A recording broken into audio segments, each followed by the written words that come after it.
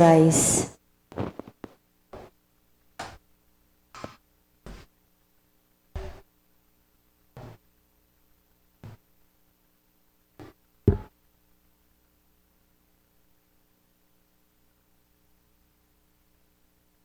Magandang gabi po sa inyong lahat. Naalala ko sa seminary, I'm not pretty sure kung sa start ng school year or say sa end of the year.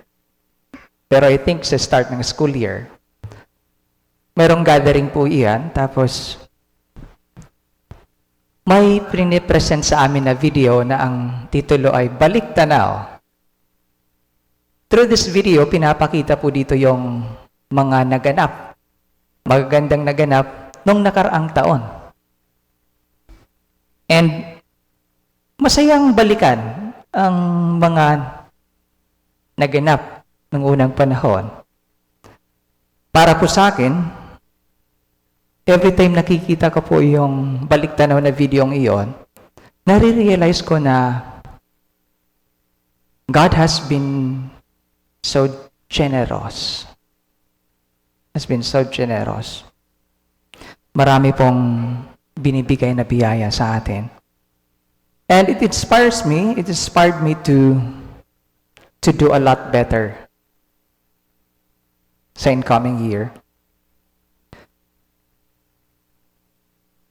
I am telling you this because today, I would like to invite you to look back. Balik tanaw po tayo sa ating buhay. And the things that God has provided you, provided us, has given us. Mabagay man yan, good health man yan, recovery from illness. I know, ikaw at ako, tayo, I believe ay may natanggap mula sa Diyos. Sa simula't simula pa. May natanggap sa Diyos. Pwede magkakaiba, pero meron. Minsan naman, di natin gusto, pero meron. May binibigay ang Diyos. Now, I invited you to look back, and the readings today invite us not only to look back, may gustong idagdag ang readings. Ano po iyon? Ang ating mga pagbasa ngayong araw, present to us people with leprosy. At ang sakit na ito ay incurable po. During that time, walang gamot. At hindi lang po siya incurable, highly contagious po siya.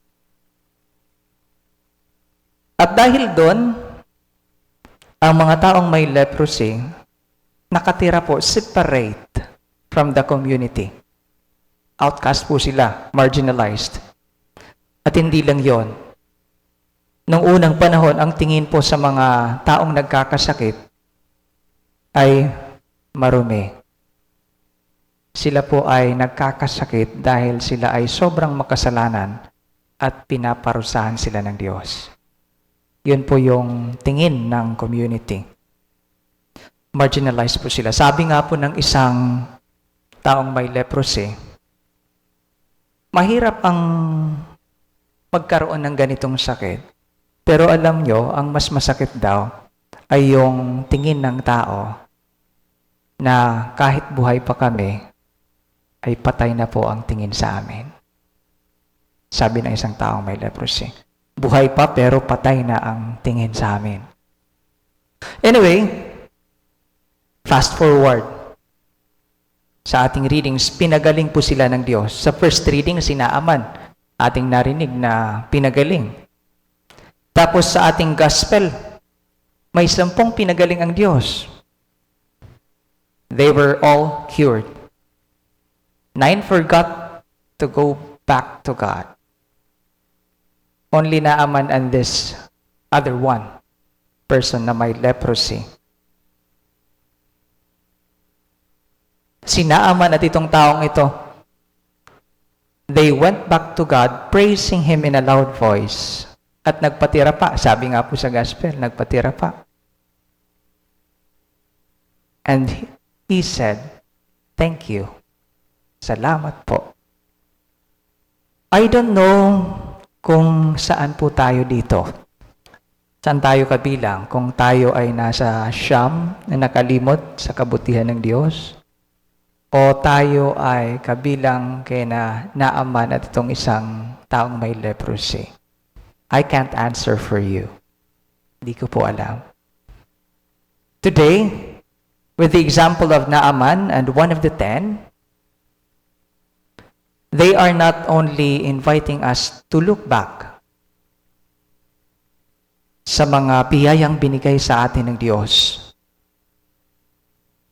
but they are also inviting us to go back to God,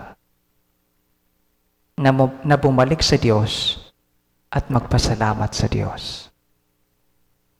Tinatawag po tayo na bumalik sa Diyos at magpasalamat sa Diyos. Dahil each one of us ay mayroon pong natanggap na biyaya mula sa ating Panginoon.